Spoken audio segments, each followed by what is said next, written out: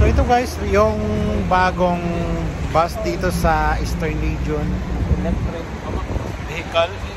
So nakita lang namin dito sa terminal, tapos chinek namin. Maganda siya, bago. Ayun, kasama ko nagpa-picture. Dahil nabasa yung baterya, yung motor. Ayan, mamaya titingnan nila sa vlog ko yan. So pakita ko sa inyo yung kanyang view. So yan. So yung sinabayan, nagpicture din. Kasi nagpicture din kami. Nakalagay National Transportation Solution Company, DSC, DGE Transportation General Authority. So maganda siya actually. Hindi pa ako nakasakay, pero gusto namin ma-explore. Maganda. Ayan. Talagang kakaiba, bago siya. Ayan. So morning dito guys sa Saudi Arabia. Naglalakad-lakad kami dito sa area na to. Nabumili kami. May nabili. Yan. Kilala na siguro ng area na to. I will not mention kasi pamilya naman kayo siguro dito. Famous area dito sa Eastern.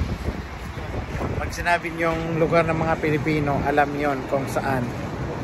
So yan, yung tulay. And siyempre wala pang katawa-tawa kasi morning here. Ito guys, continue tayo dito. Tapos na kami pala nagkape, hindi ko na i-vlog. So papasok muna kami dito sa isang tindahan dito, store. Ayan ang mga kasama ko. So papasok muna dito sa isang store kasi naghahanap ako ng cloth hanger. Ito, gusto na makita ulit sa video. Ayan. So yung dito lang, pakita ko sa inyo pag nasa loob na kami. So ito, pumasok kami dito, mamimili. Saan ba yung mga dito pala? Ng sabon. Pag gusto nyong mamili ng pangpasalubong, pangpangya sa bahay, mura lang dito.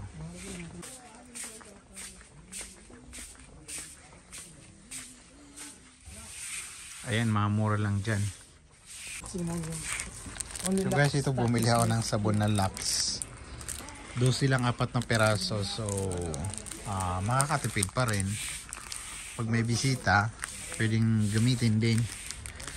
Saka gusto niyo ng mga ibang klaseng sabon, ito 6 real lang, 4 na peraso. So may 1 real isa.